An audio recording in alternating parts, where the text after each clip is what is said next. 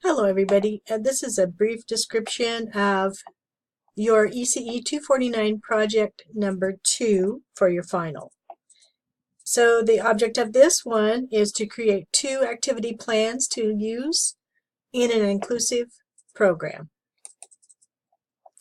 So the overview is to think about 2 different activities that would be done with children with special needs. And first off, what you will need to do is to list modifications that will be needed for at least 2 of the disabilities that I have listed.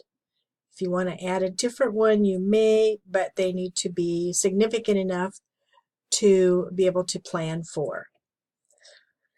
And then these plans, you'll make 2 of them, and then out of those 2, you'll select one of them and complete that assignment, that activity, with a small group of children or a large group of children of 0 to 8 age. Okay? So first off, let's talk about modifications.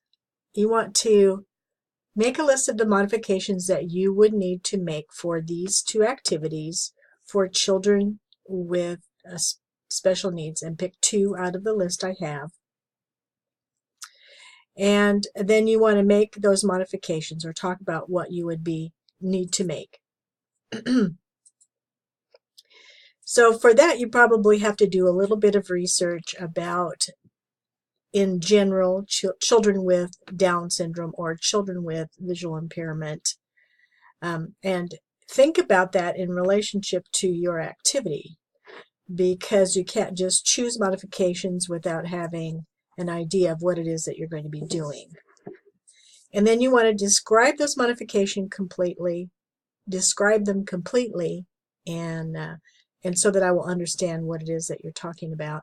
You want to make sure that if you do the research, then you will include that research in what you've done, and then I can double check your research for you. All right, so then you're going to come up with 2 different plans. These activities need to be engaging and interesting to children, so you'll have to think about that first. First of all, you have to have the title of the activity, then the age of the children that you're going to be working with, and then all of the materials that will be needed for the activity, where the activity will occur, inside, outside, small group, large group, at a table, on the floor, and describe that completely, and how the environment is arranged. For instance, if it's at a table and it's a small group of children, you're going to have a low table with child-sized chairs, and maybe you'll only have 4 chairs at the table so that you can work with 3 children at a time. That's how complete you need to have your description. And then describe the entire activity with all of the steps on how to do the activity. So, and after that, you will need to have at least choose one of those lesson plans, and you can do 2 if you would like, and then write the in-depth narrative of the activity. So when you complete the activity with a group of children and attending adults, write a complete narrative of the activity, what you do from beginning to end, and that includes the preparation and the wrap-up. Describe all of the participants, who's there and what do they do.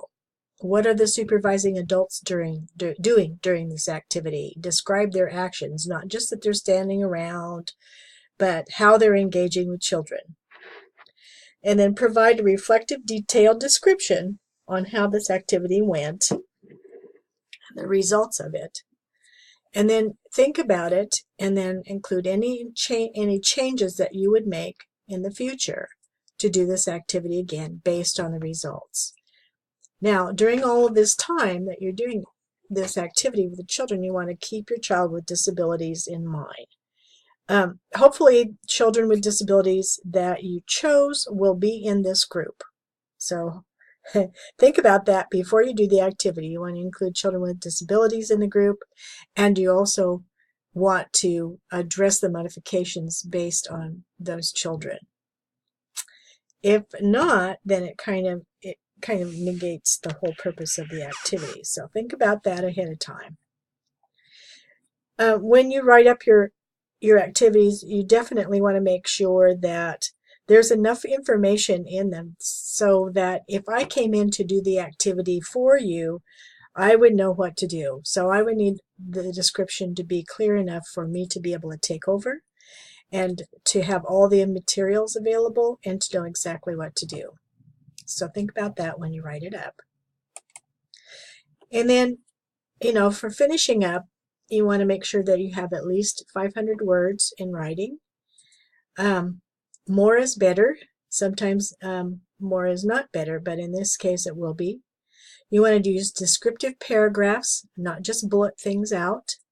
You want to be creative and original. PowerPoint is always great, or another way to present information in an interesting way. You want to connect it to the coursework. So during this term, you have gained a lot of information from one resource or another. You want to tie what you have learned to your project. And you can do that by sourcing the text or other things that you have used for reference. And then you want to reflect on your own personal process and journey through this project. Talk about the difficulties, talk about the successes, talk about how it was for you.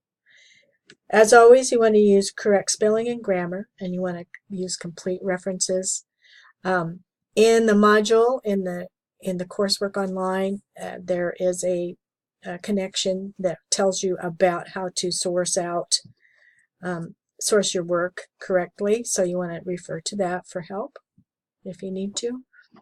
And then you want to do a complete bibliography at the end.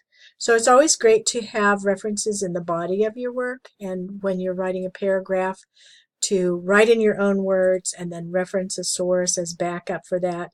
Be sure to put anything that is outside of your own words in quotations and reference it to the source. But at the end, you also want to have a complete bibliography or a list of all of your sourcing. Okay? All right, and then above all, you want to be able to enjoy what you're doing. So I hope that you have chosen something that you will enjoy and will be rewarding for you. Okay, that's about it for this.